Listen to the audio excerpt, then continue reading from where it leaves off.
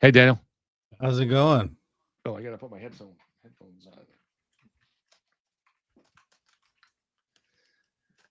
Sorry, brother. I didn't. How long were you waiting? I couldn't see because I was reading the document. Oh no, just about a couple minutes. There's not too big deal. Oh, okay, good. How's your arm doing? A lot better today. We did the phone or the wound dress up thing, and the wound probably started off the size of maybe little bit smaller than a softball. Right now, it's probably smaller than a golf ball that is open. Still have partially the artery exposed, but a significant amount of it less. So I would say probably about another 3 weeks before it's sealed up. Man, and it has to be more surgery to repair ligaments or anything like that, or skin grafts, or I don't know yet. I got another doctor's appointment in another week or so. They're going to just tell me if I'm going to get a skin graft or not. And I have an appointment coming up where they're going to do this electric thing in my arm to determine to see if the nerves are still working or not.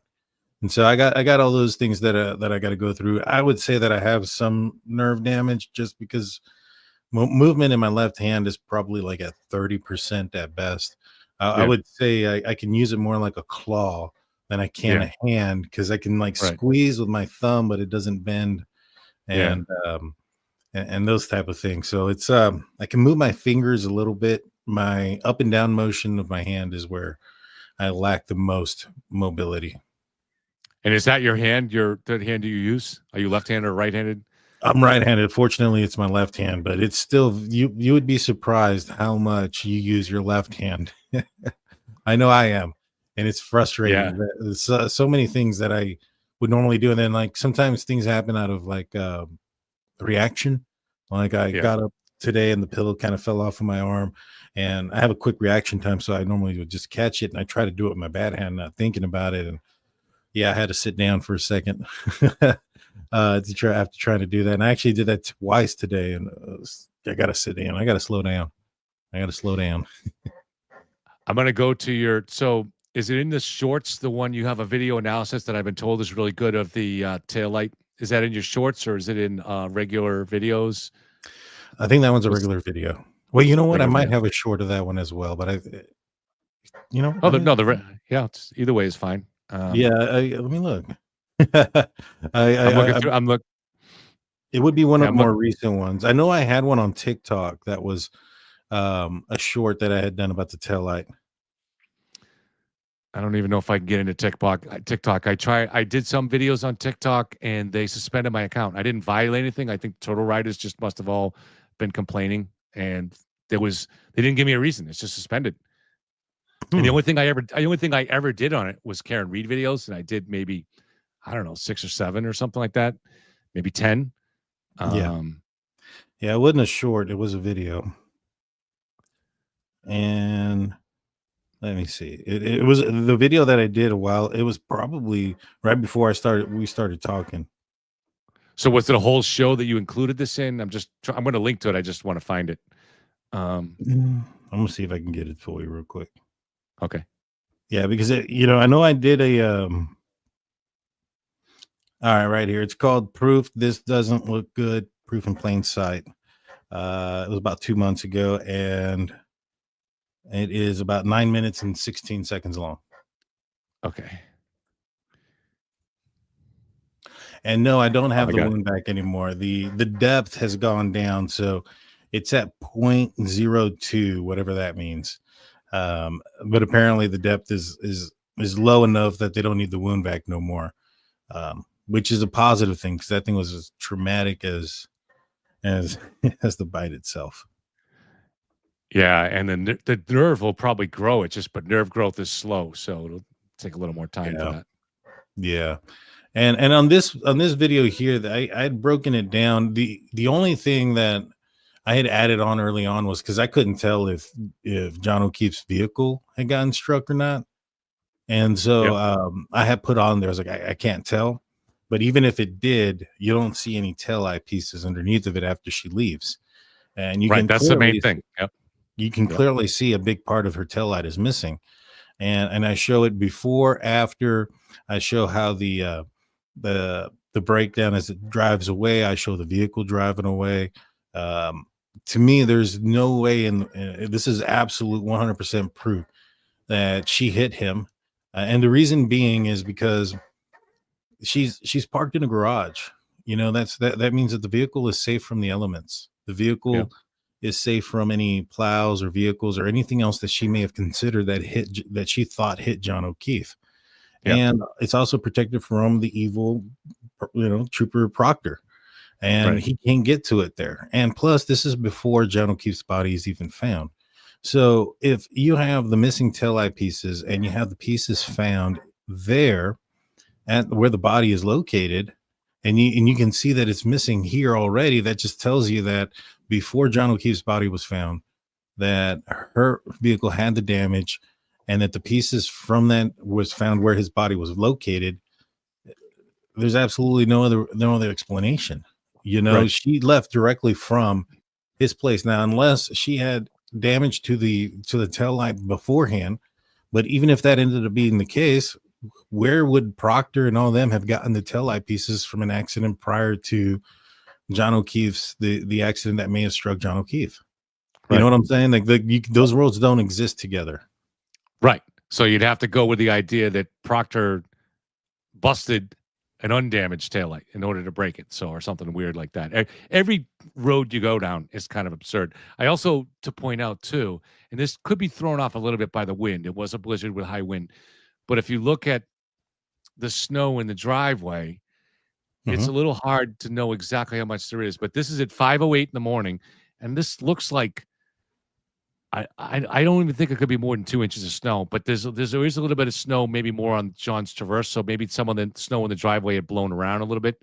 Mhm. But, I don't know how much snow would you say that is? Is it more than 2 inches or I would say close to the house would probably be less than 2 inches. You can see where the snow is picked up.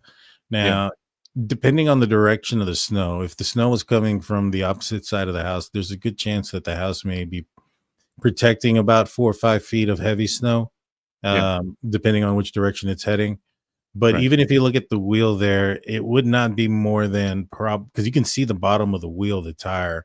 And so the yeah, tire's what, like maybe 2.5 inches thick, maybe 3 inches tops, and you can still see the bottom of the wheel. There's still a little bit of black there on John O'Keefe's right. vehicle.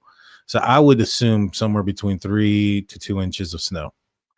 So, the reason it matters is because Lucky Lawford testified that he made several sweeps starting at 2:30 and then again at 3:30.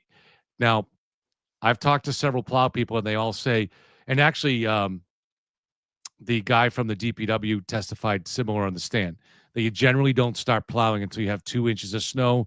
There's a little bit of wiggle room there, and it's in the judgment of the plower. But it just seems hard to believe that if there's this much, it's snowing hard here too. That if there's this much snow at 5:08, it probably started snowing hard sometime around 4. I don't think there was more than a dusting at 2:30, but I have not been able to prove that. I'm not in all implying that Lucky lied. Just think he could have been misled, could have been manipulated. And Um, when it comes to memory's tricky. Witness yeah, testimony is not high on the list of reliability for a reason. And that's right. mainly because if you're not anticipating to remember something, you typically don't. And if you're trying to remember things, and then especially if there is talk in the air, or if there's conversation or things that he's may or may not have heard from other people, those things may end up filling in the blanks, so to speak, of Mhm. what he may or may not remember. And that's why witness testimony is horrible. In the Richard Allen case, I think there's a clear um just depiction of how bad witness testimony can be. There was three juveniles that were walking Yeah. the park at the same time as he was walking in, and all three described the same man differently. Yeah. Yep. As far as It's true. height, weight, Yep. what they were wearing, color of clothing, but they described the same event as that one of them said hello, and then the guy just walked by them, just blew by them. And so they were right next to him. A horrible crime happened the very next day, and they were asked to remember what had occurred. And that was the information that they had gotten. And Yeah. so, witness testimony is not highly Oh, yeah. reliable. Yeah. Yeah. Even if the only testimony that I could say that could be reliable as far as witness testimony, and that's it it just depends on the time, right? Now, if it's Mhm. something that is happening to somebody at the time of the incident, like so if you're asking a witness to remember or a victim to remember something that's happening to them, that's a completely different situation. You know what I'm Right. saying? Or if the witness is completely aware of the fact that they need to remember, recall this information. So if they're seeing something in progress, that's a Right. different story versus something they had no idea they needed to remember. Right. And even then it's a problem. Famously, if 10 people witness an accident, you're gonna have 10 different accounts. And I was just talking to someone the other day that she was relating how when she was 17, a store that she was worked at was robbed and by a guy with a knife. And so then she had two other coworkers. So the three of them had to go to the police station to give their report. And once they got to the police station and each gave the reports, they realized they all had like described a completely different person, you know? Mhm. And that was something that was, they were trying to remember, right? Or at least had some moment, they had a reason to remember it when it happened. So yeah, human memory is, I myself, I'm not good at remembering faces and clothing and stuff like that. I'm really good at remembering events and sequences, Hmm. narratives, and that kind of thing. So I will, but yeah, it's very, very imperfect. And Lucky Lawfern is a little bit special needs, and he would have been nervous when he was talking to a private investigator that's a retired cop. And so the first person that Lucky spoke with was Karen Reed's investigator. Hmm. And so that really opens up the door to some form of manipulation. I'm not accusing anybody, not accusing anybody. I'm just saying you have to at least factor it in a little bit. Yeah, I thought I read something that said something to the effect that um, he got some times wrong, and there was proof of these times being wrong, and that was to show that all the other times that may have been a question mark. Something Yeah. about when he saw, I think he said that he saw law enforcement out there at a specific time, and at that time would have been before uh, Yeah. his body was found or something of that nature. That he's seen the first responders there. Wasn't there something Yeah. of that nature? Yeah. So in the trial, he testified that he took David Yannetti, the defense counsel, by surprise. Counsel asked him, "When was the last time you plowed it?" And Yannetti thought he was going to say 6:30 because he had previously said something like that. But 6:30 didn't make sense because that whole street would have been blocked off till 8 or 8:30. And so what he said was 5:30. As soon as he did it, I was in chat like, please, prosecutor, jump all over this, because if he's telling the truth, if he's being accurate, that means he didn't see John at 5:30 either. Mhm. So that means John was pretty well obscured in the way he was. Yeah. Um, but the prosecutor unfortunately didn't pick up on my chats. he wasn't he wasn't watching during the trial. But yeah, so there was some problems with his memory. Yeah, yeah, and you know, there's just so much more also in this case outside of just the tail light that makes you look towards Karen Reed. I mean, the constant change in the story that she had, the fact that when even the fact that she said, because I've said this a couple of times, there's three things that you need to look at as far as behaviors go, and it's a pre-behavior, behavior during the crime, and then afterwards. And all Yeah, three of them, there is some pretty there's some evidence that is leaning towards her. And yeah, the evidence during the crime is obviously she was out, she was available, she was at means, motive, opportunity, she was there. And the other thing is also she had like when she went to go look for him, instead of going back to the direct spot that she thought that she saw where she saw him last, she went everywhere else. You know, she mhm, didn't go to the Albert's house directly. She went, I think it wasn't until after she went to Jen McCabe's and the other witnesses, they all got together before she went back there. Isn't that correct? yeah. Right. Sorry, Because what in part her of that interview, was? yeah, because her Yeah, interview says that when she left, that she got a phone call from Jen, and they said that Karen and John never went into the building, right, right, right. and so that she left, and then she went looking for John and all the other places that they were at, and then she met up with McCabe and the other witness. I can't remember her Right, name. right. And Yeah, then they went back Terry to Robbins. John's Yeah, house, yeah, and then they went to John O'Keefe's house. The yeah. problem with that story is, if she was going to go back to retrace her footsteps with him, the first step would have been the Albert's house. Mhm. Now, Is there evidence that shows that she didn't go there first? So the state believes she returned to the scene of the crime. They were not able. They at this point, unless there's there's new data with the new vehicle data, they can't prove it. So what they have is her heading in the general direction of that area, and then there's a little bit of a time gap. So she ended up at the McCabe house, I think 20 minutes later, or maybe 15 minutes later. So it gave her time, but it in no way proves that she went down that street. Certainly doesn't prove that she saw John. Right. So, barring any new evidence, we really will never know for sure. Right. But I mean, by the time that they found him, it was snowing heavily at that point, right? Yes. Yes. And he was in a pretty, place that you don't normally look for, and not very well lit, correct? and he was covered in snow because when they did find him a half hour later, the three of the women together, Kerry Roberts testified that even when Karen jumped out of the car and was running to him, she didn't understand. She thought all she could see was a mound of snow. So there actually, Daniel, there was something interesting that came out yesterday or a couple of days ago in Karen's interview. She's revealed a new detail. I want to hear what you think about this. Okay. And we'll keep the tail up because we'll come back to it. But she says that the day after John's death, her lawyer told her to hire a private investigator and retrace her steps. So she describes going back to John's house. She doesn't say where else she went, but if she retraced her steps, presumably she went back to the scene of the crime too. So what do you think about that? Is that normal? Is that, why would she? And also, let me just add to this too. So John died on a Saturday. This private investigator thing, if she's telling the truth, was on a Sunday. Karen, she was arrested on a Tuesday, spent the night in jail, and arraigned on Wednesday. And she met her lawyer for the first time in person Wednesday through the prison bars. And then in court, he did not say like the standard answer that a defense lawyer will say in that situation and say, my client is innocent and we look forward to our day in court. That's like the standard answer, right? And if you end up pleading later, who cares? He said, my client had no criminal intent. He said that in court, and then he said it moments later on the courthouse steps to the media. Right. So if there's any, excuse me, if there's any way at all, if Karen even said, I don't think I did this, Mr. Yannetti. I remember seeing John go in the house, or I don't think if she even hinted at that, her lawyer would have said that my client didn't do this, but that's not what he said.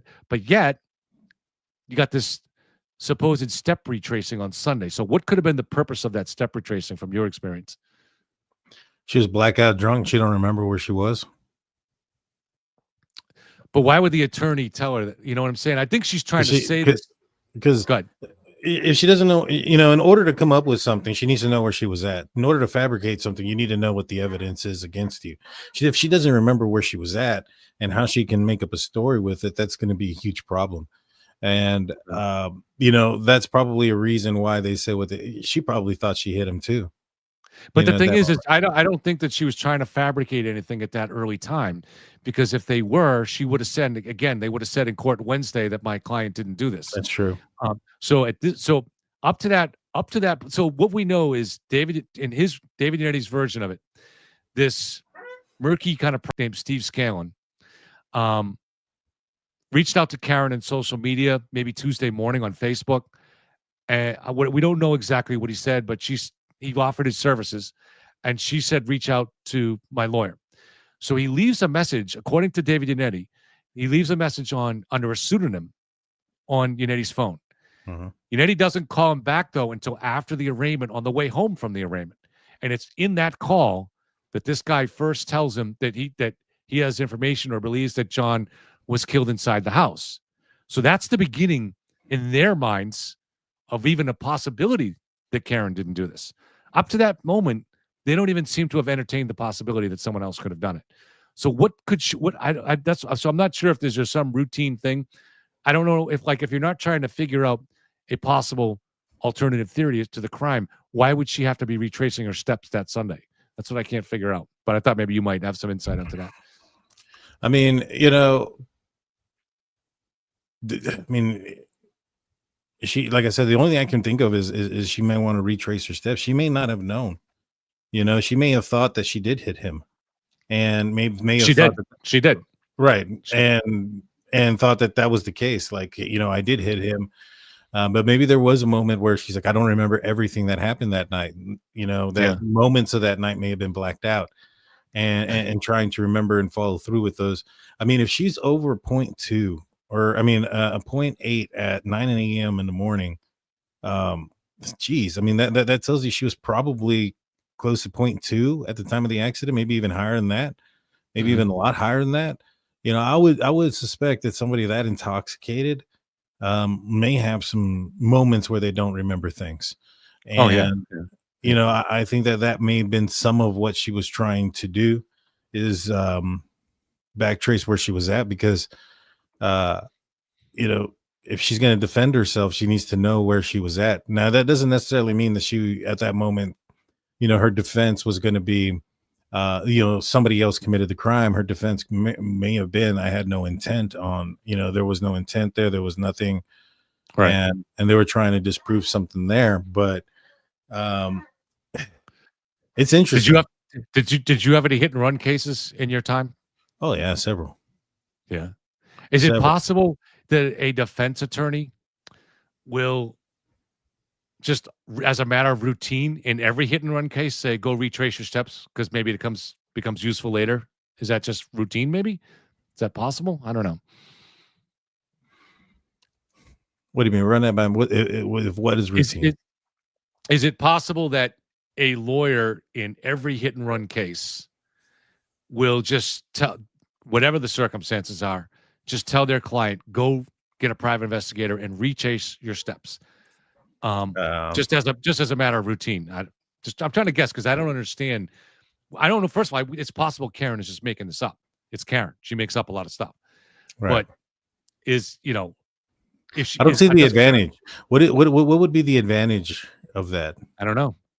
Oh, of making it up? No. Of doing saying that she had her steps retraced. Well, the advantage is I've brought up many times on this channel, and she does watch, that Karen had no notion of being innocent of the crime until after that Steve Scanlon talked to her lawyer. Mm-hmm. So by the time of her arraignment, she wasn't even entertaining the possibility. Now, that sounds kind of weird now to her when you're trying to sell this story of you seeing John walk into the house. So her story has evolved over time, where initially not seeing it to now that she's seeing it. But that's the obvious question. What the people would say is, well, people that believe her would say, if you saw John walk in the house, then why did you just accept the state's theory on this so quickly? Why didn't you challenge? Why were you at the scene even thinking maybe you hit him? Because she's, multiple first responders testified to her saying, I hit him. Yeah. So she has said that in reality, she was asking that as a question. But why would you even be asking that as a question if you saw John go in the house? So I think that her trying to suggest that she went out the next day with a private investigator is just consistent with her narrative of, I've been trying to solve the case of what happened here since day one. Yeah, I mean, that would be about the most that she's claimed to have done to try to actually solve it, if it wasn't, her. Because, when you go and look at all her interviews and stuff, she doesn't really talk very well or in good light of John O'Keefe. Even the most recent one, when they had asked her something about, what do you think when you think about him? And she basically said what she said before to John's brother, just the bad times, all these negative things that are happening. Everything that's going on in her life now. When she thinks of John, she doesn't remember any of the good stuff or whatever. And so all those type of, comments and stuff like that are pretty consistent with somebody who has zero remorse for the actions of their own. But you're doing a good job on, I'm just sorry, just pause you where you just zeroed in there is a good job on, let's replay that, of matching what was seen in the Sally report. Yeah. So right here in this video, I was showing people, was like, look, everybody's looking over here at this corner part. And I get it. It looks weird, from this angle. I can't tell if that red part is going all the way down the tail light or not, but there is some redness to the side of the tail light. Right. But what's clearly missing is the interior part of that tail light, the part that's closest to the tailgate, which is when I showed what the was found at, what the body was found at, that piece was found early on, and that's the piece that's right there that's missing. Right. So it's missing already before John's body's found, before anybody could break her tail light, take it, do any of those things. It's already gone. Yeah. It's Yeah. not there. So it's impossible for somebody to have planted that. Right. Right. Exactly. And something that is in discovery that I've talked about, but was never played in the trial. I don't know if we played in this trial, but Karen did an audio interview in the summer of 2023, so a year and a half after this crime, when she told the reporter, and in the presence of all three of her lawyers, that she examined the taillight in the driveway when she was with Kerry and Jen, so around 5:30 a.m., and that she described vividly how it's missing pieces and there's wires exposed and blah, blah, blah, and that she plucked a piece of taillight off and dropped it in the driveway. Now, the reason she told that story was because, well, obviously she hadn't understood at that point, that none of her lawyers did either, strangely, that they would ultimately want to try to show that the taillight was just cracked. They hadn't figured that out yet. But what they did want to try to, the reason she told that story was to try to suggest the state police lied when they searched the property a few days later and said they didn't find any pieces. So she's like, well, there had to be a piece because I dropped a piece there. But that driveway was extensively, and Adam Liley did show this, the prosecutor, in the trial, even though they decided never to play it. But he snowblowed, the driveway was heavily snowblowed and shoveled and stuff like that. So that piece probably, we don't know how big it was. So we don't know what's missing from when you look at this, zooming in on your video here, but there could be a little piece. So it might be not exactly the same, even if this was clear to what is seen in the SAT report later, because there might be a little piece that she plucked off. Well, the problem is the piece that is, so the piece that goes down to the corner part, right? The very small end of the right side of the corner part, that's a big piece that's missing. That piece extends, and it's when you go and look at the reconstruction of the taillight, it's still connected. And so it would have gone all the way across. Right. It would have covered part of this middle piece that's missing. And it's not there. It's not there. And so that's why I think that this redness here on the side there is an illusion based off of the camera angle. I think that it appears to be going all the way down, but it's not. Well, as like if you were to stop it right there, and it's paused right now. But do you want me to move it to another spot, or move it to that spot there? To where? Do you want to see the taillight in the garage? Yeah. Like that. There right there. Okay. So like from right there, that angle going downward, that line, I believe, reflects out red. That's in the clear area, and a lot of people are looking at this line that's clear, that's going all the way down, as an indicator that that somebody did something nefarious, that they plucked it, because you can kind of see this entire side marker light up red. But I think that interior light is already red, just like a lot of these interior lights are already red as well when they light up. See if you go back a little bit more to where the broken glasses pieces are. See right there, it looks like it's there. Let's see. You look at the actual pieces like this here? That one. Okay. All right. So that piece that where the fins are, that's a smaller piece actually. Another thing to keep in mind, I don't know if this affects thing or not, but Ring night vision, it records in infrared, and then it has an algorithm that adds color. So it might not be looking at accurate when we see something that's red or not red. That's true. But yeah, that piece that I was referring to that's missing. See, what I'm looking at is the inside, the right side of the taillight, and that's the piece that's found out on the ground. Well, that piece is right there underneath the reverse light, so that's closest to the tailgate. It's not near the opposite end where the fins are. Those fins are a clear indication of what is on the outside, and which last time when we spoke and you were on my channel, you mentioned that those look kind of very similar to the distance wise that you would on some of the wounds for John O'Keefe's arm. I think you're accurate on that.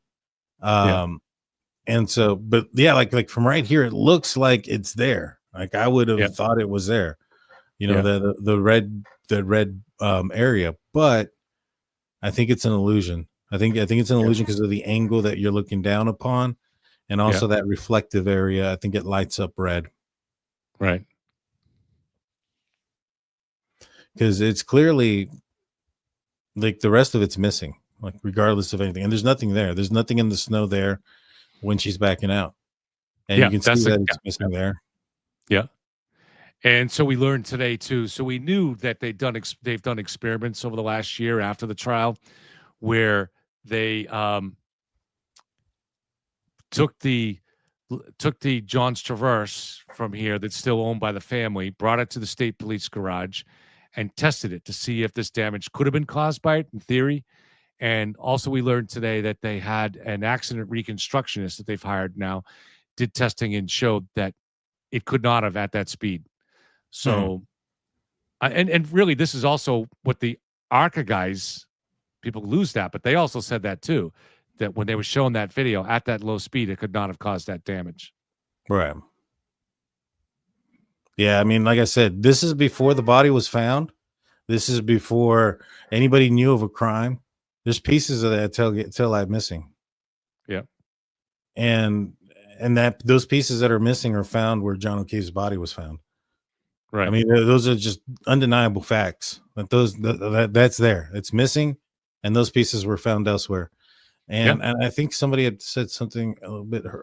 I saw something in the comment section I'd wanted to highlight. What was it? Somebody said that it could have been snow. The thing is, the vehicle was inside of the garage, so Mhm. it wasn't open to snow or to the elements. So no, it could not have been snow covering up that specific part of the taillight and only that Right. taillight. Right. Right. Unless you wanted to theorize that it somehow came onto the car when it backed into the Traverse. You know, like Yeah, it touched it enough to attach some snow to it or something. yeah. No, there's no way. It's impossible. Yeah. Impossible. It's broken. I mean, you can see it's broken, and it's Yeah. broken off. There's pieces missing.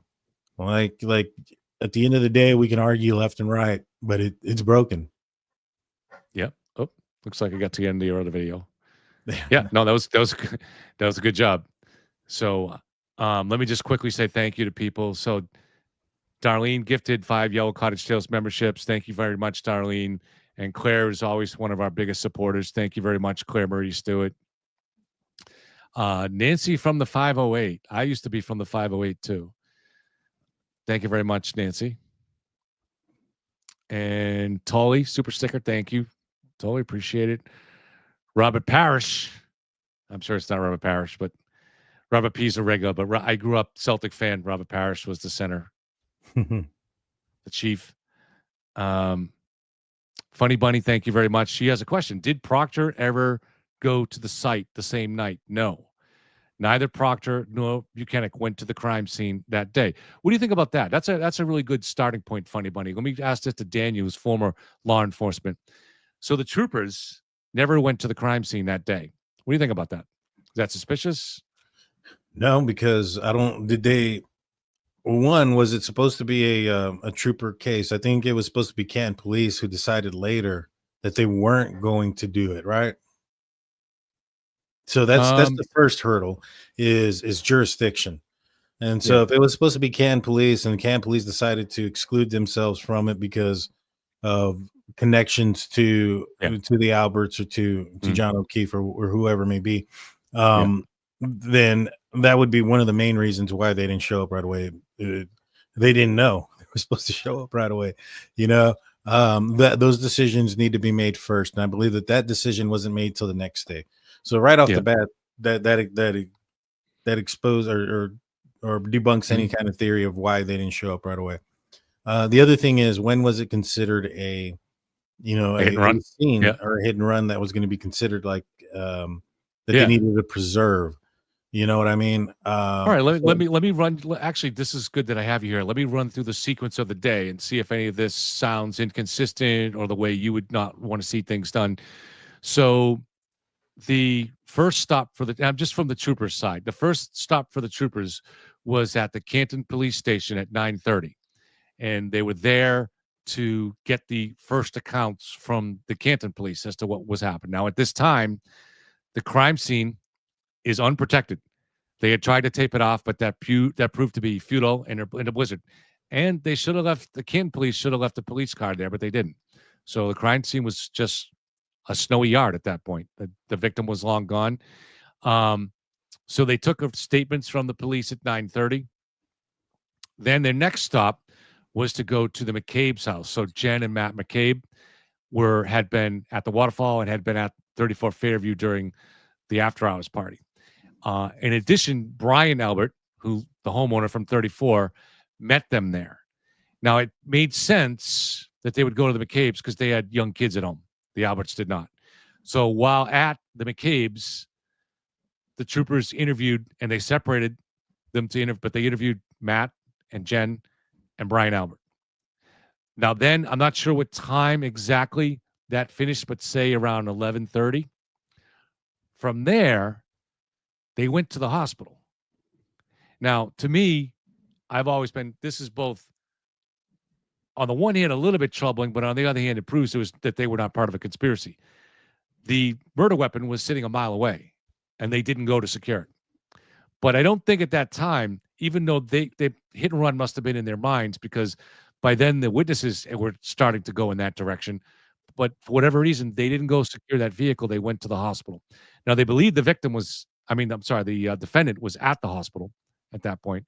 But at the hospital, they could view the victim, gather evidence.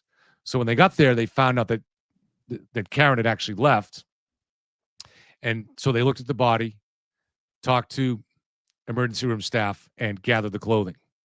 Now, at that point, that's when they realized there was a missing shoe. So that was the really kind of first solid indicator that it was probably a hit and run. So from there, they went to Karen's house, but she had taken the vehicle, and her parents lived about an hour away.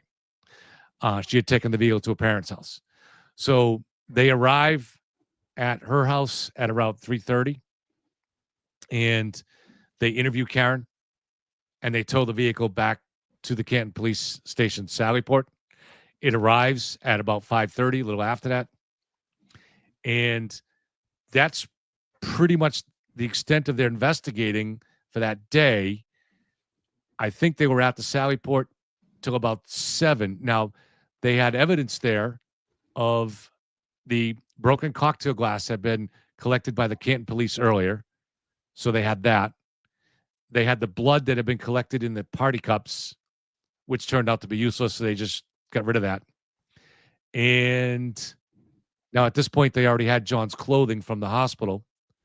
So around roughly 7 o'clock, they left the Canton police and went to the DA's office where the evidence room was, and they put away the evidence. So that was their day. So they never went to 34 Fairview. The CERT team, the special emergency response team that found the taillight pieces, they started arriving around 5. They started digging in earnest around 5:30, and they found the main taillight piece at 5:45, and they were all done by 6:22. So somebody did go. It just wasn't them. It just wasn't them. Right. Yeah. All right. Well, first things first, officer safety is most important. So if you have yourself a blizzard and you don't have proper tools and stuff to keep the officer safe out there in the elements, you're going to do what you got to do that. So basically, because there was the elements aspect to it, the fact that there wasn't somebody out there or that they left it, I think that plays a huge role. Yeah. Everything else that you had mentioned. See, I wrote a couple of things down. They did the interview at somebody else's home. That doesn't seem odd. I mean, these weren't suspects. These were witnesses. So I don't understand why that would be anything too nefarious or looked at wrongly. Right. Then they went to the hospital instead of securing the vehicle. Yeah. What do you think about that? Well, you do need to get probable cause. And even if you go out there and you see the vehicle damaged, that doesn't necessarily mean that it was damaged from there. So you need to get probable cause for it. Probably your best bet is to get some statements. Right. get her to say that she drove the car, that she was driving the car that night, and Right. that, those type of things, some bare minimum stuff. So that might Right. be one of the reasons why they went first there. Um, as far as going there at 3 o'clock, man, I probably would have gone earlier, because destroying evidence is something that can happen if somebody has access to their car. They, Yeah. should have easily cleaned off a lot of that DNA that was found on that on that vehicle. Yeah. There could have You been know what I blood in mean? the car. There could have been empty beer cans. I mean, typical things you might find in a hit and run, right? So, And I don't really think it makes too much of a difference if the lead investigator ever goes out to the scene to collect evidence. That's not his right. job. You know what I mean? The Yeah. the the scene would have already been Process. completely, Yeah. not Yeah. necessarily processed, but it's no longer the same as it was when the crime occurred, Right. much less when the body was found or anything Right. like that, based on the elements and everything else. I mean, you're going Right. to want to go out there eventually. There's some things you're going to want to look at, the Yeah. distance between where the body was to the residence, and a few other things. Yeah. But the fact that they didn't get out there to the next day, and people are concerned that they didn't check the house. I mean, one, you need a warrant for it, which would Mm. require, reasoning to go in there and look. Yeah. What would be the reasoning? Somebody's body was found because it appeared they got hit by a car at the corner Yeah. of your property. That's not enough reason to go into somebody's house. You Right. know what I mean? Now, could they have asked? I guess, Right. but that's officer discretion, at that Mhm. point. I think one And of the things too, maybe you could speak about this, is that we in the public have some misconceptions based on our knowledge of these investigations are from watching Columbo. And, you know, so we think that an investigation into a murder or a big crime or something like that is gumshoes going out and solving the case. But I think it's more routine, it feels like, right? It's very compartmentalized. So you have the cards team would come in and go over the car for evidence. And you have various, you have the data guys. You have, obviously it's just all compartmentalized. You have the evidence recovery teams that go to the crime scene and document where the pieces were found and stuff like that. And they're just kind of the troopers are the lead investigators, but they're really just coordinating the whole process. They're not actually like Columbo going out there trying to figure out every little thing that happened. They're uh, going through is that to talk about that? I mean, it depends on the scene that you have, right? So, Yeah. this scene here is a little bit different because this is a traffic accident, Yeah. fatality. And so typically, like, if this was the department that I was in, traffic would have taken care of it. They would have gone out there. Now they would have gotten homicide involved as well once they would have figured out, what was going on a little Yeah. bit, but that would have been a lot further into the process. Yeah. So there would have been a handing off of that there. But if this was like a robbery or an in-home thing or an assault or something of that nature, yeah, you have your lead detective. He's going to go in there. He's going to look around. He's got a lot of training under their belt, in Yeah. those blood splatter and a bunch of other things. Now they're not the experts. They know enough. I mean, think of them as like the emergency doctor, and then referring up to, the specialist when it comes to like blood patterns, blood blood pattern specialists and things of that nature. Right. So their job um, is to find the right things and get it to the right people. Yeah. And in this scenario here, it's a tricky one because you have a lot of different things that are going on. You have the elements, you have the fact that it could have been just a hit and run. Mhm. Then there's the aspect where it changed into there's intent behind it, right? So that's Mhm. homicide, that's murder. Right. Um, that would be completely different because traffic investigators, they investigate fatality accidents, even if it's a DWI fatality accident, hit and run fatality accident. That is not something that would go up to a detective. You Right. know what I mean? The only time that it would go up to detective is all of a sudden they found intent behind it. Now you need to get a detective to come in here and pursue warrants and get Yeah. things for cell phones and for homes and background checks and et cetera, et cetera. And so that's where that is divided or Right. different. So in Right. this scenario here, it's all right. When was it changed that it was more serious than a hit and run? That there may have been intent behind there. Well, in this, and it may work a little different in this state. So in our state, and Mhm. again, I didn't know this really until this case either, but any unattended death is going to, if it's required, an investigation is to be headed by the state police, with the exception of That's the different three. here. There are the three biggest cities in Massachusetts: Worcester, Boston, and Springfield. They have their own homicide departments to take care of that.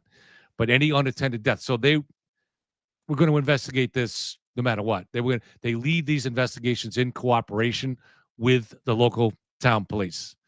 In this Gotcha. case, those the town police were excused from it because of Kevin Albert being a detective on the Canton Police. Mhm. So I just want to say quickly, Macy, thank you very much. That is way more than I deserve, trust me. But thank you. I appreciate your generosity. She says, thank you for all your hard work in preparing and explaining to us. You're greatly appreciated. I look forward to your shows, even though they're great for putting people to sleep. But if that's my service, that's fine too. And just one more. Caroline from Canada says, great job, guys. Thank you very much, Caroline. You know how much I always appreciate your support. Thank you. Okay. Yeah, so that's completely different than what we do down here. Yeah. Completely different.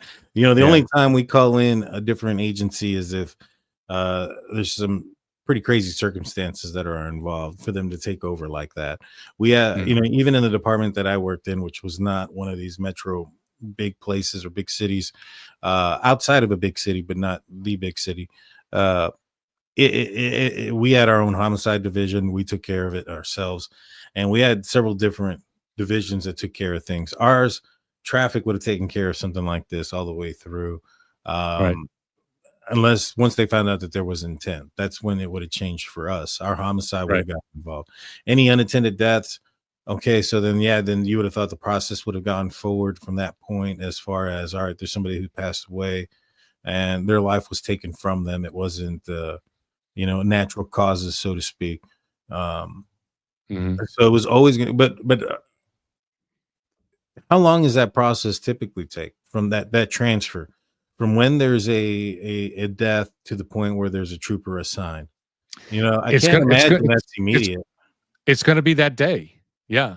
So here it was any unattended death. So even if just, for example, this is different state, obviously, but the Gene Hackman, Right. those were two guys that were unattended deaths.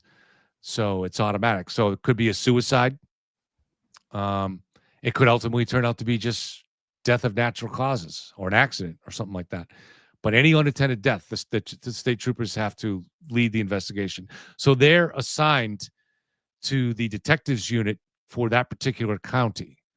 So this Mhm. is part of what I had to learn in this case too. So, in my incorrect imagination, I would have thought that if the troopers are running an investigation, that their office is inside a state police barracks.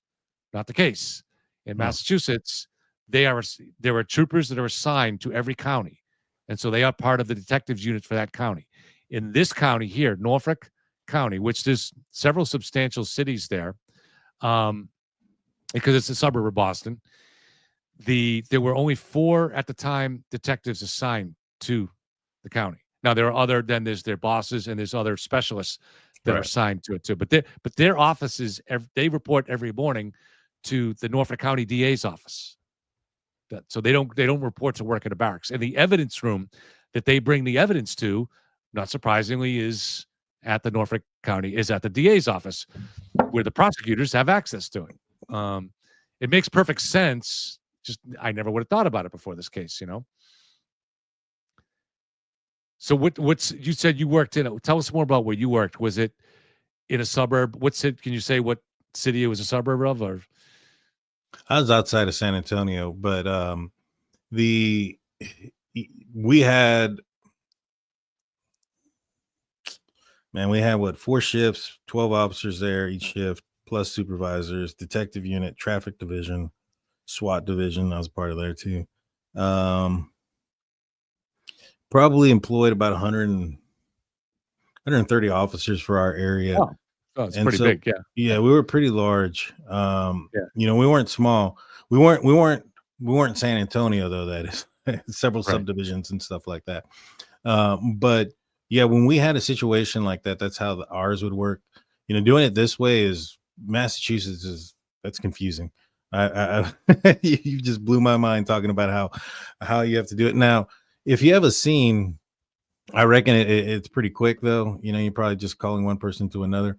But in Yeah. this scenario here, given the elements and stuff, I mean, is there a notification of when Proctor was even notified as far as that there was Yep. a death? Yeah. He testified in court. So he was on schedule, on a schedule that had been made a month before. He was called just before 7, and had this call come in after 7, he was off. So he had almost made it to the end of his shift when he was on call at home, Yeah. And obviously it was added difficulty because of the blizzard and traveling around and stuff like that. Because of the blizzard, they got authority to use their own personal vehicles. So each one of them had a truck or an SUV. Trooper Buchanan met Trooper Proctor at the Canton Police Station, their first stop around 9:30. And for the rest of the day, they used Trooper Buchanan's truck. He had a larger truck, but also that freed Proctor to make the calls. For Right. instance, arranging a tow truck, arranging a plow, whatever else. It's all management of the various things that are going on. None of that sounds out of ordinary. None Yeah. of the things you say have not, like none of the stuff you've told me sounds out of ordinary. Right. Like I Right. like nothing seems like, oh no, they should have done this differently. Yeah. Like even like some of these things that people are upset about, like I don't understand why they're upset about it. Oh, like Proctor had access to the car. He's a lead detective. He's gonna have access to the car. Yeah, I know. What are you There he talking is, about? standing behind the taillight. Yeah, that and like the new stuff that just came out. I guess apparently they have him on the phone. What would he do? What's bad about him being on the phone behind the police station? That was actually not him. That was Agent Higgins, who Really? was drinking with them that night. And so this was another one of the things that were presented as odd, right? So when the story first was presented to us, and a federal officer is at the party, and then strangely, he reports to work at 1:30 a.m. at the Canton Police Station. It does sound strange, right? Until you get the explanation. And the explanation is because he's a federal agent and he does undercover work and different things like that, he had permission to store multiple vehicles, basically federal vehicles at the station. But during a blizzard, during a snowstorm, those vehicles have to be moved to the back of the parking lot for plow, so the parking lot can be plowed. Now, he had just returned that day. Him and Brian Albert and Kevin Albert and another cop had gone to New York City, which is like about 5-hour drive from here, for a funeral. There were a couple of cops that have been killed in the line of duty. So then he comes back, and now that they're hearing about the snow, he left the keys on the desk, but somebody else, if he's gone, has to go and do that. Now, he intended to be gone, but they came back a day early, and so nobody else would have to do that work for him. He drove to the Canton Police Station to do it. So he got there, he moved the vehicles around. He had to go move the keys. He had to go into the station to get the keys, I guess. And when he came out, the video surveillance shows him on the phone. We have no idea who he called. Who cares? It's none of our business. He was checking his messages. He was calling a booty call. He was calling in Domino's Pizza. I don't know. It's a private thing. It's none of our business. But the feds have his communications. They know who he called 100% with certainty. We know that they have his. So, and at the federal grand jury, which the defense has access to all those minutes, the feds didn't bring it up. So if he had called, for instance, Brian Albert at that time, the feds would have brought it up. So whoever he did call, the feds didn't find it suspicious, and they were trying to find everything they could here. So, yeah. I mean, I read that too, and I saw that. I didn't know about the phone call. I knew about him moving some vehicles because of, the snow and the plowing and stuff. I mean, what does that have to do with Karen Reed and like I don't get it.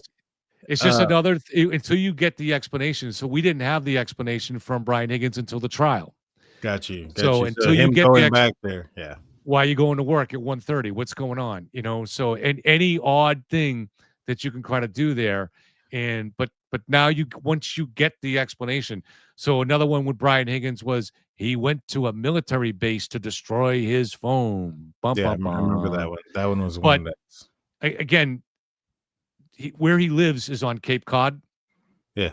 And the towns on Cape Cod do not have town trash pickup.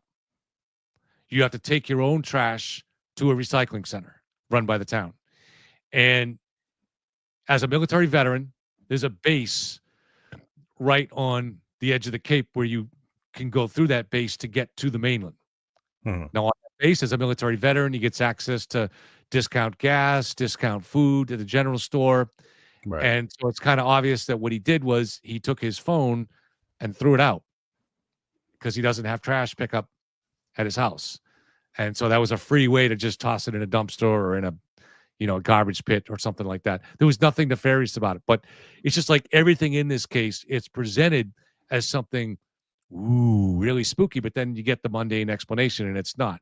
Now that's not to say that the butt dials, you don't really know if that's is that suspicious. I mean, you're never going to explain a butt dial. Nobody really can, but everything else has turned out to have a mundane explanation. Yeah, I don't well, why did he destroy his phone is kind of interesting, and I'll get back to that in a second. But yeah, no, everything else makes sense. Somebody had asked why wasn't there pictures taken of his vehicle by the tow truck person or anybody else. I mean, I've never seen that happen before in my police career where a tow truck gets there and it getting towed is recorded. Yeah. Like what we have usually happen is we've already taken pictures that we needed of the vehicle. Yeah. And then They did not do that though. The troopers did not take any pictures. well, I mean, if there's pictures that need to be taken, I would have taken pictures of the vehicle then. Right. To be honest with you. But pictures would have been taken of the vehicle.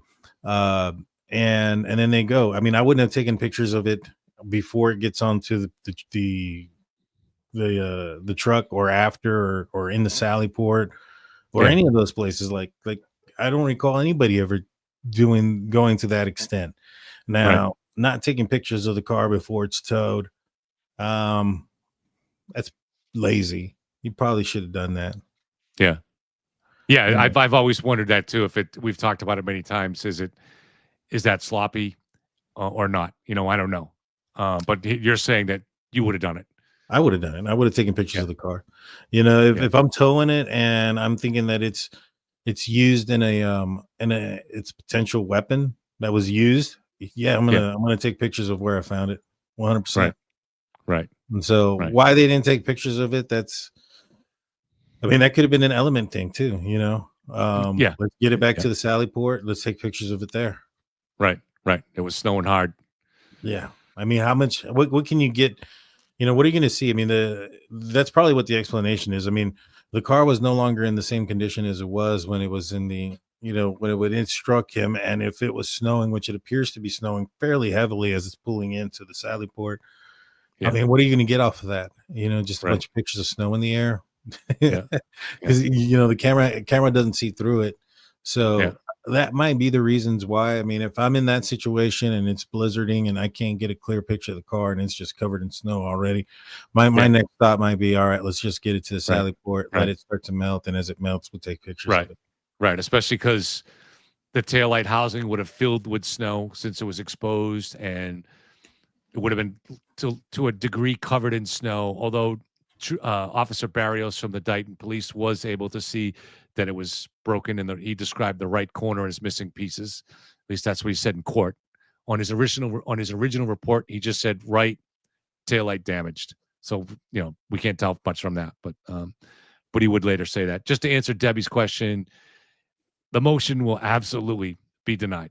Absolutely. I thought that.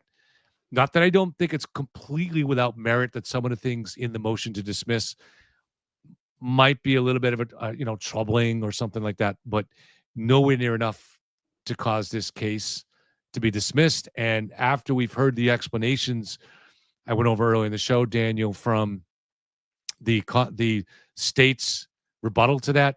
No way. There's no way that this case is going to be dismissed. And that really is their best hope, is to get it dismissed at this point, because as me and Daniel are saying, the evidence is just overpowering. I don't think that, I think a what's it called? A mistrial is not something that is usually goes into the favor of the defendant, because the second time around you have the tactics of the defense. You know what they're going to do. You know what they're going to say. You know what they're going to attack. They can't change those things. You know what I mean? Right. Now the prosecution, you can say, all right, for instance, we didn't think that, we would have thought that no dog DNA would have been enough to slam the book on the fact that this was not a dog attack. But it didn't. Well, now they have the opportunity to go back in there and have their own expert who can now rebuttal the defense's expert to say that that was a dog bite, and with some actual evidence and proof and logic, and show that it wasn't, et cetera, et cetera. So those things can happen. I think that a lot of their arguments are falling and failing. The federal investigation being over and not having any findings against anybody was like a nail in their coffin. Because that proves that there was not something that was happening with the Alberts or anybody else nefarious. It's just what it is. I think that Turtle Dude and Karen Reed are I think they've said some things about that they know for a fact that that's not the case, but I don't know. I am 100% sure. I can only, when you have sources, unfortunately, you can't reveal the source, Right. But something like that or anything, I'm going to be extra careful in. And I'm going to be careful how I say it, but I know for a fact that the U.S. Attorney's Office reached out to the Mass State Police, the Norfolk County DA, and the Canton Police. And then representatives from the Norfolk County DA's office reached out to the witnesses. And this is just fact. Now, I don't know when the federal investigation ended. My guess would be at the end of July, because that's when the ARCA contract ended, but I'm not really sure. So someone just sent me a video. Let me put this up. This is Karen saying something that might be interesting to us. Okay. Karen says John's mother seemed to keep her distance. They had pulled into the driveway before me, so I was presuming she saw my cracked taillight and was thinking, did you hit my son? No, that's what she was thinking. Yeah. She was trying to. All right. So the reason I can give some insight as to some background as to why she tells this story. When you this is something you wouldn't know if you didn't know what was going on inside that house. But when you know the details, I can shed some light on it. So Paul O'Keefe has described, and keep in mind, Paul O'Keefe got along good with Karen. The whole family did. There's no hostility before this between them. And so Karen, when she gets out of the hospital, she had been Section 12, and her father picks her up. She calls up and she says, can I come and see the kids? So Paul's like, yeah, of course. They weren't suspecting Karen. And so we see in the video, they show up, and eventually Karen's brother shows up with his wife too. Mm-hmm. But inside the house, what troubled Paul for the first time was the fact that, so John has a nephew and his niece. The niece is like 14. She's already home. She's distraught, or she gets home maybe right before Karen, I think. Then his nephew is 10, and he comes into the house with Karen already there. And now he learns about his uncle, who's basically raising him as a father. And the kid's already lost his natural parents, so he's inconsolable. And everybody in the room was broken up by this scene. These kids so upset. Everybody's crying. But the one person that didn't seem at all moved, according to Paul, was Karen. And this is why she's telling this story here, because she thinks maybe that'll come out in trial, I guess, now. So she's trying to explain to, at least to the public, or why she was acting a little bit bizarre. Uh-huh. And she's saying this because John's mother was but was being cold. And she saying that she thinks John's mother was being cold because John's mother would have seen her broken taillight when she came in. So John's mother suspects. So that's why she's saying it. Interesting. Well, to me, the way that came off was her own guilty thoughts. Are people noticing my cracked taillight and realizing I hit him? That's the way I took it. The first time I heard it, the way she said it. Right. But yeah, no, given that background, yeah, for sure. You know, everybody noticing that she's not being moved by this one notion. You know, again, that's probably just her subconscious, you know, going through everything that they've been going through, is acting in the manner that she's acting because she's probably in that mode of like, oh my God, are they going to find out that I did this? Right. And everything she says on these TV interviews is very purposeful to what she has on her mind at the time. And so as the public's awareness of certain pieces of evidence changes, she changes her story. So for instance, in earlier TV interviews, she said that when she dropped John off and saw him go into the house, she waited for 10 minutes in the driveway and was texting him. But the phone records show she did not text him, and she probably didn't call him. The first call was at 12:33, and she was probably on the road at that point because she got home around 12:36. So she lied. Or misremembered, I guess, if you want to give her that. But she no longer says that now. So this is Kerry Roberts here. Kerry Roberts was a friend of the O'Keefe, a very close friend of John and the O'Keefe family. She's prior to this day, she had only heard of the McCabe's, had met Jen McCabe once. So and same with the Albert. She wasn't in that circle. She was in the O'Keefe circle. Are you familiar with a Ken officer named Michael Lang? Yes. How do you know? My daughter and his daughter are friends. So beyond your daughters being friends, is that someone that you know or that you socialize with or anything like that? No, I mean, they've come over to my house, his wife and him, one time, but we don't.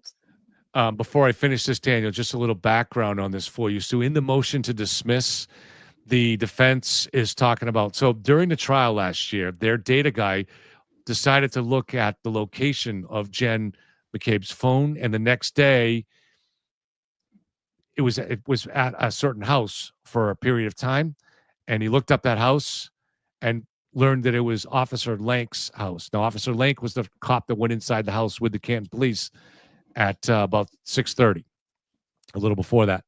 So what they try to do is figure out, is there something suspicious here? Was Jen McCabe and Kerry Roberts there to get together their story or something like that? So this is the clip. So people have to remember that. So the defense was aware of this when they questioned Kerry Roberts, and they chose not to cross-examine Kerry Roberts at all. Hang out with him socially. His wife and I are friends. Now, at some point around this date, around January 29th, let me ask you, turning to the next day of January 30th, do you recall what you did that day? We went over to the O'Keefe's house. My daughter, Jen, and Jen's daughter, and myself.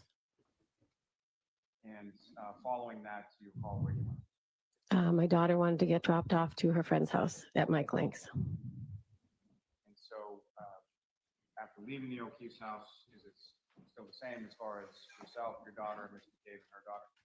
Her daughter stayed at the O'Keefe's. And as far as Ms. McCabe was concerned, after dropping your daughter off, did you go anywhere with Ms. McCabe after that? I just stopped at Mike Lank's house, I think, and then we went home. And so when you got to your daughter's friend's house, who, if anyone, did you speak to? Mike's wife came out to the car to see how I was and how the O'Keefes were, and so she talked to us for a little, just asking how everyone was. And if you know, ma'am, do you know about how long that conversation was? I mean, I'm a talker, so it's probably a while. I'd say at least 45 minutes. Was that a conversation like through the window, or did she get in the car? You know? I think she got in the car. She was in the back seat because it was freezing. From that conversation, do you recall anything beyond sort of how people were doing or anything? Did you discuss anything about sort of what you had seen or what you had heard before on the 29th? I don't recall. It was just a regular conversation. Well, not regular, obviously, but she was more concerned how the O'Keefes were doing, how the kids were doing.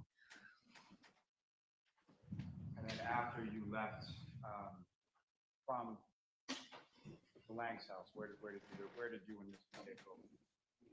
I don't know. I'm assuming home. All right, let's stop it there. So, officer, if the insinuation is they're getting information about the case from Officer Lank, well, Officer Lank was not part of the investigation other than what happened in the morning when he was at the crime scene. So they weren't going to learn anything new from Officer Lank. So it's really much to do about nothing. But that's the defense's job, obviously, to do that kind of thing. So yeah, I mean, they could have been there for a lot of reasons. You know, I mean, she could have gone up there and said, none of your business what I was doing there. And I mean, at the end of the day, they could have been there for many reasons. You know, to me, her just admitting it, and I mean, did she deny it at any point? no, I mean, she didn't deny. So they went. Her daughter is best friends with Officer Lank's daughter. That was the reason for going to the house. And while they were there, Officer Lank's wife came out and sat in the car and they talked, which is, I mean, Kerry has said she likes to talk a lot. And this is the big event of their lives. It's a big tragedy, particularly for Kerry, who was really, really close to the O'Keefes. So it's not really surprising that all these people want to talk about it, right? I mean, we're talking about it now. We don't even know any of these people. I mean, so Ashley has a question for you. If a cop walks out of their home with a police investigation on their lawn, wouldn't that be considered interference with a criminal investigation? So the question is, I guess, is why Bryan Albert, who is a Boston police officer and it's his house and it's his lawn, would you expect Bryan Albert to come out of the house during a blizzard? I mean, maybe look out the window, step outside, you know, as far as probably the extent of what his involvement should be. You know, I've said this story before. One time I almost got in trouble because I was off duty and I saw a hit and run, and I followed the vehicle. And what ended up happening was the vehicle ended up, obviously seeing that I was following the vehicle, pulled over, and I didn't, you know, all I had with me was my wallet with my badge in it. And I probably shouldn't have stopped, but I did. And I didn't say anything other than just like, hey, stay there. Identified myself, stay there, wait for our officers to get there.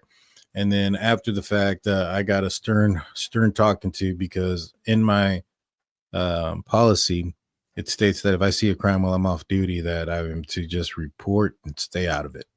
Cannot enter into it, cannot do anything. I am not on duty.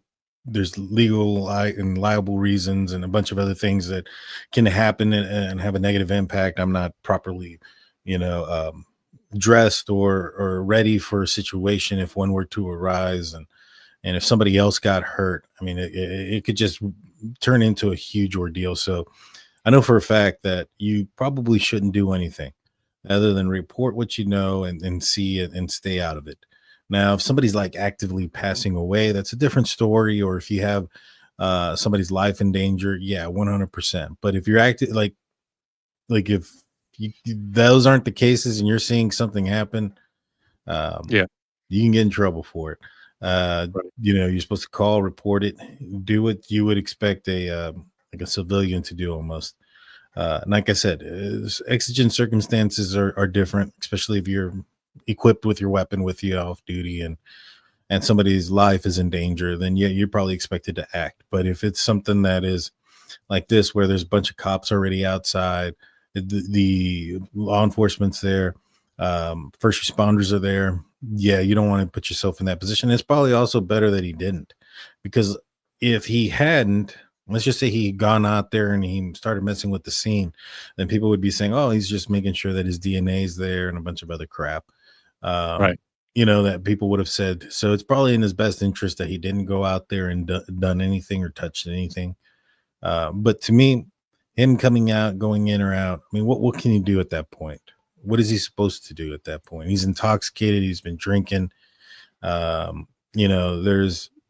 not equipped for the occasion. He's not in the right mental state. He's not fit for it. Being under the influence. What can you do? I don't see that as being suspicious. Right. So I just want to respond to a little chat situation here. So somebody was saying they're going to leave because this person named Bonnie is bothering them. So while you were talking, I scanned through, and I want to make sure the rules are clear here. People are not only welcomed for having dissenting opinion, they're cherished, but they have to be respectful. No caps, no putting in all cap words. And as I scrolled through, I did see that, but I didn't stop on that. But then I see her makes a comment, how much are the McAlberts paying me? So that's it. So you're gone. If somebody is accusing me of being corrupt, and just even using the word McAlberts is enough to get you banned here. So you're not allowed to say McAlberts. You're not allowed to say Plevin or things like that. But if you want to be respectful and have difference of opinion here, you're not only welcome, you're cherished. We don't want an echo chamber. But if you're going to come in here and be an ass, you're going to get bounced. So James Clay, why didn't Alan Jackson or Yannetti stand up and defend themselves? Instead, they let the other lawyer speak for them. So that they're talking. I don't know if you followed this last week where. I did. I saw that. I was watching that. My only thought was they don't want to put themselves further into the hole, by speaking and saying something. They'd rather have somebody else who wasn't a part of the first trial go up there and talk. That way, if they make a mistake or they say something they shouldn't, it's a completely different aspect versus if Alan Jackson or Yannetti go up there and say something that's proven that is wrong again. You know what I mean? I mean, they're already in the hot seat for it. But I think it's also a huge thing to see that, because the fact that they're not, and this tells you that there's probably more that's there, which was one of my first suspicions that I mentioned to you. I was like, when they didn't automatically object and do all these other things in trial as this was going down, or even say, hey, we want to say something at the end. I thought it was because they didn't know what else they had on them, or they didn't know what else they may know that they think they have on them. And, that could be another aspect to this too. Is like, hey, they don't want to further put themselves in a hole. And if that's the case, that means that there's probably room for them to put themselves in a hole. Right. It seems likely. Now, I personally do not believe that the lawyers will be removed from the case. There will be some kind of a sanction. I believe that the judge may change the instructions a little bit in this case, where the defense team is no longer allowed to say that the ARCA guys are independent. Now, I'm not a lawyer, so I'm basing that on a sense of fairness more than anything. So maybe there may be a legal argument against that solution there. But I believe that the idea of presenting these people as independent, no, they should be presented as regular defense experts, just like anybody else, so the jury can factor that in and say an expert on either side could have a bias. Particularly, I would say defense lawyers, but yeah. But the only way that's going to fly as anything is if the prosecution comes up with their own experts to explain how this happened. Yep. They're going to need to do it. If they don't, and they just let that fly like that, that's not going to. You're going to find yourself back to square one. Yep, 100%, 100%. I think the way the prosecution tried the case last time, they're lucky they did as well as they did. So the defense's best chance was the last time, but they're not going to make those same mistakes again. I don't think they would have, even if they had the same prosecution. They would have learned and built on it, but now you have a much more competent, thorough prosecutor. But yeah, they get the chance to learn. They really lean too heavily on Karen's statements at the scene. And the problem with that is those statements are open to interpretation. She's not recorded saying them. So it's what various witnesses heard her say. And then even if they were accurately remembering what she said and didn't somehow accidentally influence each other back at the fire station or the police station, don't really know what was in her head when she said it. So I think people were going to, it's okay for people to factor it in, but I think in a lot of ways, people are going to be like, we're not really sure here. I'm talking about a jury. You're not going to get 12 jurors to agree that they're sure what Karen said and what she had in mind. So they're going to want to go to the nuts and bolts evidence. Yeah. And I think that's the way it should be. A jury should go to nuts and bolts evidence as much as possible, especially to something where there were no witnesses to the crime. I agree. I agree. So let me just, I want to call it a night, Daniel, but I got time to ask you, have you followed at all? Like what's going on with the Gene Hackman thing? I haven't followed it closely, but it does seem some weird stuff is emerging there. So what are the suspicious stuff? You have people who have died at the same time. There is a dog that passed away 10 feet away from one of the victims. They are in different locations of the house.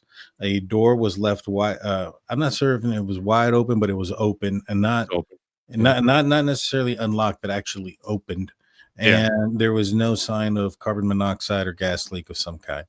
And so you have just those mere fact there is why they're looking into this as being suspicious. There's no sign of foul play. There's no sign of rummaging through the house or anything missing or things of that nature. That would be, I think they put it in the,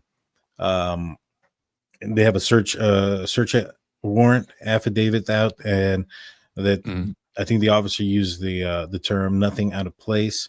But they're doing the due diligence just basically because they both passed away, presumably at the same time or around the same time. And there was 3 dogs on the property, one that was deceased, 2 others that were alive. One was inside of the house, one was outside of the house. From what I've heard, the third one, the one that did pass, I think it was inside of a kennel.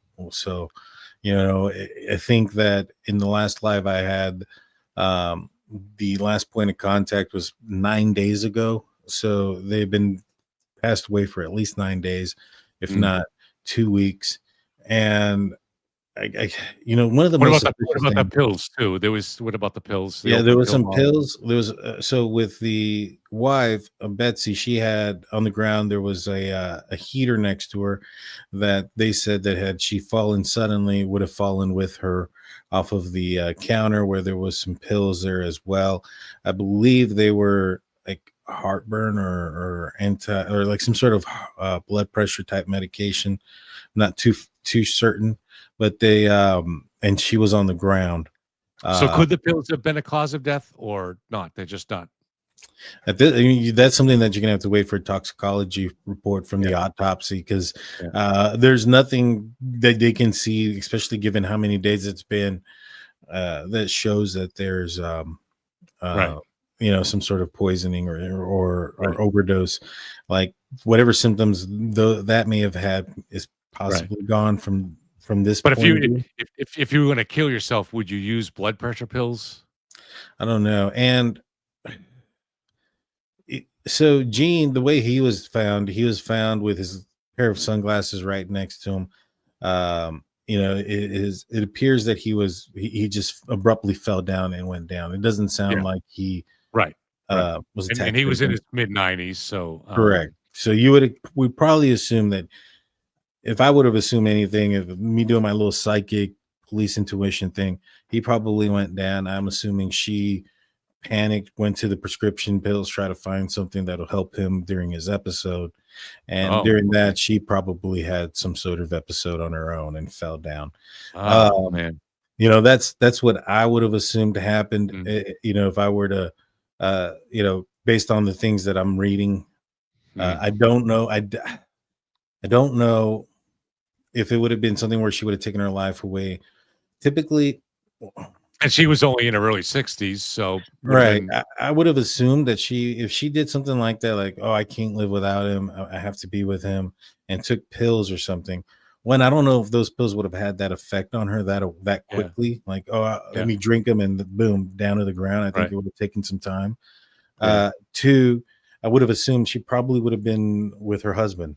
If she was going to take her life because she couldn't live without him, I would assume she would have taken the pills and gone and sat down until she Right. passed. You know what I Right. mean? And maybe even Yeah. written a letter, notified somebody of somehow, sent out an email of some sort, like, hey, come check on the house tomorrow, please. Something of that nature. Especially when it comes to like like like females, when they commit something like this, it's usually um they there's a sense of dignity that comes with it. That's why you rarely see like a female take her own life when it comes to like the head or anything like that. If there's gun shots or stuff, it's usually to the heart, chest, stuff like that. Um, you know, those type of things, digestion of pills and stuff. And and in this instance, if that was the focus, I would have highly suspected that she would have been with her husband and probably would have presented that a little bit differently than just him having him stay in the position that he was, falling on the ground. You know what I mean? Yeah. Which is like I'll talk real briefly about this one crime scene that I saw that made me think of that I would have investigated it a lot further, but it wasn't. And I was a rookie at the time. I got called out to a person who had passed away. When I got there, there was a lady who was deceased on the ground in her bedroom, and her bed was made, and it looked like she had laid in bed, like made the bed, opened it just enough to lay down in it, and then opened it enough just to get off of it, and walk up in front of her bed where she collapsed. Now she was in her underwear, and in her restroom was a rosary, there was a candle, there was a there was a mixture of chemicals that we presume that she drank. And there was also, I believe, I want to say there was a note. My memory, I mean, this was almost 2 decades ago. And so the part that bothered me the most was that everything was nice except her. She wasn't nice. She was in her underwear. She wasn't dressed right. And her husband, who was an illegal at the time, and they were going to go through a divorce, and there was supposedly something about if they got divorced that he may be going back to Mexico. He showed up at that house. So he was supposedly like in a town about 4 hours away, but he showed up within 2 hours, and he wanted to get into that house, and nobody notified him that she had passed away. And so I always thought that she got drugged and that something happened to her. And I always had this feeling that the husband had something to do with it, just because I was like, we just had detectives there when he showed up. Yeah. Right. Like she had been passed away for 2 hours or whatnot, and nobody called him.